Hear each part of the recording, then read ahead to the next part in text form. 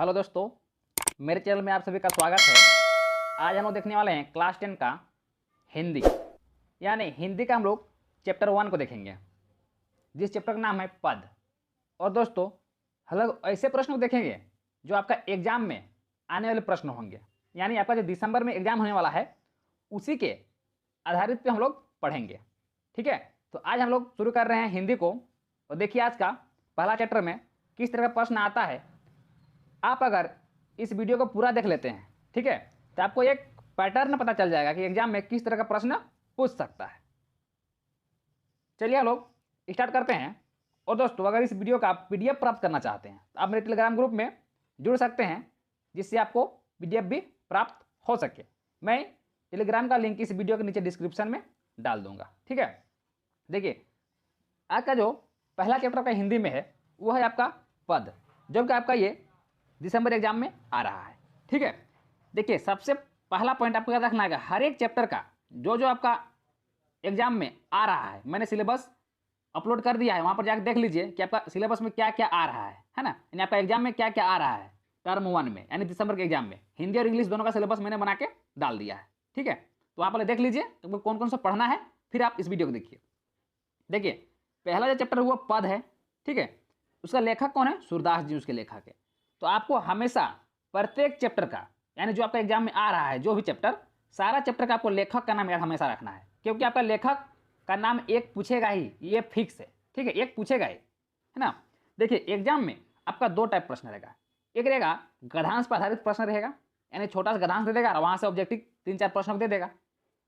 ठीक है, और एक में रहेगा गद्यांश दिया हुआ नहीं रहेगा, सीधे आपका क्वेश्चन दिया रहेगा और सीधे उसका मतलब आपको ऑप्शन दिया रहेगा। ठीक है, आपको टिक लगाना है उसमें। तो हम लोग दोनों टाइप के प्रश्नों को देखेंगे। तो सबसे पहले हम लोग गद्यांश के आधारित बहुविकल्पीय के लिए प्रश्नों को देख लेते हैं, है ना। देखिए इसमें किस तरह प्रश्न पूछ जाएंगे। एक आपका गद्यांश दिया रहेगा, आपको गद्यांश को सही ढंग से पढ़ना है, शांतिपूर्वक आपको पढ़ना है। उधव तुम हो अति बड़भागी, अपरस रहत स्नेह तगा है, ते नाहित मन अनुरागी, पुनैनी पात रहत जल भीरत, तारस तेह न दागी, जयो तल माह तेल को गागरी बूंद ताको लागी, प्रीति नदी में पाव न बुरयो दृष्टि न रूप परागी, सूरदास अबल हम भोरी, गुर चिट्टी तयो पागी। आपको ये गद्यांश छोटा सा दे दिया है। अब इसी के आधारित आपको प्रश्न दिया रहेगा। ठीक है, देखिए पहला प्रश्न क्या दिया हुआ है, काव्यांश में बड़भागी किसे कहा गया है। इसमें आपको 4 ऑप्शन दे दिया है, उद्धव को, गोपियों को, कृष्ण को, इसमें कोई नहीं। तो इसका सही जवाब आपको चुन के टिक लगाना है। तो इसका सही जवाब क्या आ जाएगा? ऑप्शन ए वाला हो जाएगा, यानी 1 नंबर का ऑप्शन क्या हो जाएगा? का सही जवाब क्या हो जाएगा? 1 वाला हो जाएगा, उद्धव को। ठीक है, चलिए अगला प्रश्न देखिए। अगला प्रश्न क्या दिया हुआ है, गोपियाँ कृष्ण के प्रेम में किस प्रकार डूबी रहती है। पहला ऑप्शन दे दिया है जैसे चींटियाँ गुड़ में चिपक जाती है। दूसरा ऑप्शन दिया हुआ है पत्तों की भांति। तीसरा ऑप्शन दिया हुआ है अनुभूति की भांति। चौथा दिया है उपरोक्त में से कोई नहीं। तो इसका सही जवाब क्या हो जाएगा? इसका सही जवाब हो जाएगा ऑप्शन ए, मतलब 1 वाला हो जाएगा, जैसे चींटियाँ गुड़ से चिपक जाती है। अगला प्रश्न है, देखिए, अपरस रहत स्नेह तगाते पंकित से क्या आशय है। पहला ऑप्शन दिया हुआ है भंवरे की तरह फूलों की रंग पीते हो। दूसरा दिया है तुम्हारे मन में प्रेम नहीं है। चौथा दिया है प्रेम के बंधन से अछूते हो। चौथा दिया है उपयुक्त में से कोई नहीं। इसका सही हो जाएगा ऑप्शन 3, प्रेम के बंधन से अछूते हो। अगला प्रश्न है, देखिए उसी पे अगला प्रश्न है, दिया हुआ है प्रीति नदी से गोपियों का क्या आशय है। पहला दिया है यमुना नदी, दूसरा दिया है प्रेम नदी, तीसरा दिया है 1 और 2 दोनों, और चौथा दिया है इनमें कोई नहीं। इसका सही हो जाएगा ऑप्शन 2, यानी प्रेम नदी। अंग का क्वेश्चन है, गोपियों ने उद्धव की तुलना किससे की है। पहला दिया हुआ है कमल के पत्तों से, दूसरा दिया है तेल के सागरों से, तीसरा दिया है 1 और 2 दोनों, चौथा दिया है गुड़ के समान। तो इसका सही क्या हो जाएगा? 3 वाला, 1 और 2 दोनों, कमल के पत्तों से भी किया था और तेल के सागर से भी किया था, है ना, दोनों से किया था। आपको अगर आप चैप्टर पढ़े होंगे तो आप बिना गद्यांश पढ़े भी इसका आप क्वेश्चन को बना सकते हैं। ठीक है, आपको गद्यांश जो बनता है आपका चैप्टर से ही गद्यांश बनाया जाता है ना। चलिए और एक गद्यांश को हम लोग देख लेते हैं इसी तरह। और एक गद्यांश दिया हुआ है, एक गद्यांश को आप ध्यान से अगर पढ़िए, पूरा गद्यांश को आप ध्यान से अगर पढ़िए, है ना। चलिए हम सीधे आंसर बताते हैं। देखिए पहला क्वेश्चन दिया हुआ है, काव्यांश के आधार पर बताइए कि किनकी अभिलाषाएं मन में रह गई है। पहला क्वेश्चन दिया हुआ है गोपियों की, दूसरा दिया है कृष्ण की, तीसरा दिया है उद्धव की, चौथा दिया है कवि की। इसका सही हो जाएगा ऑप्शन एक वाला, यानी गोपियों की हो जाएगा। अगला प्रश्न ख नंबर है, गोपियों ने अपने जीवन जीने का आधार किसे माना। कृष्ण के आने की आशा, कृष्ण का योग संदेश, मन की अभिलाषा, उपयुक्त में से कोई नहीं। तो इसका सही जवाब क्या हो जाएगा, इसका सही जवाब हो जाएगा ऑप्शन ए वाला, एक वाला हो जाएगा, कृष्ण के आने की आशा। आप चैप्टर पढ़े होंगे तो आपको पूरा अच्छा समझ में आता होगा। ग नंबर प्रश्न है, गोपियों द्वारा विरह की ज्वाला में जलने का क्या कारण था। पहला हम दिया हुआ है कृष्ण के योग का संदेश, दूसरा दिया उद्धव का संदेश, तीसरा दिया कृष्ण का चले जाना, चौथा दिया उपरोक्त में से कोई नहीं। इसका सही जवाब हो जाएगा ऑप्शन एक वाला हो जाएगा, कृष्ण के योग का संदेश। घ नंबर प्रश्न है, काव्यांश के आधार पर बताइए कि किसने सभी मर्यादाओं का त्याग कर दिया है। पहला क्वेश्चन दिया हुआ है उद्धव ने, दूसरा दिया है श्री कृष्ण ने, तीसरा दिया है गोपियों ने, चौथा दिया है इनमें सभी। इसका सही जवाब हो जाएगा ऑप्शन दो वाला, श्री कृष्ण ने। चलिए अगला प्रश्न देखिए क्या है। अंगन और प्रश्न है, प्रस्तुत काव्यांश में सूरदास किसके माध्यम से अपनी बात कह रही है। पहला क्वेश्चन दिया हुआ है उद्धव के, दूसरा दिया है गोपियों के, तीसरा दिया है कृष्ण के, चौथा दिया है इनमें कोई नहीं। इसका सही जवाब हो जाएगा ऑप्शन दो वाला हो जाएगा, गोपियों के हो जाएगा। ठीक है, आई होप कि आपको दो गद्यांश पढ़े हैं तो आपको पता चल गया होगा कि गद्यांश पढ़ने के बाद किस तरह का क्वेश्चन पूछा जाता है। चलिए हम लोग आते हैं अब चैप्टर में, यानी चैप्टर से किस तरह पूछेगा। आपको गद्यांश दिया हुआ वहाँ पर नहीं रहेगा, सीधे क्वेश्चन दिया रहेगा और सीधे आपका ऑप्शन दिया रहेगा, आपको टिक लगाना है। देखिए क्या लिखा है यहाँ पर, अध्याय पर आधारित बहुविकल्पीय प्रश्न, यानी आपका चैप्टर से रहेगा ये, इसमें कोई भी आपको गद्यांश दिया हुआ नहीं रहेगा। क्या दिया है, उद्धव तुम हो अति बड़भागी पद में किस दृष्टांत से गोपियों ने समय को कृष्ण प्रेम में डूबा हुआ और उद्धव को भाग्यशाली सिद्ध किया है। इसमें भी आपका चार ऑप्शन दिया रहेगा, तो आपको सही ऑप्शन पे आपको टिक लगाना है। तो इसमें पहला ऑप्शन दिया हुआ है, गुड़ ने चिपकी हुई चिट्ठी के दस्तात से, दूसरा दिया है जलमग्न तेल से भरी हुई मटकी के दस्तात से। ठीक है, और तीसरा दिया है कमल के पत्तों की दृष्टि से, चौथा दिया है उपरोक्त सभी।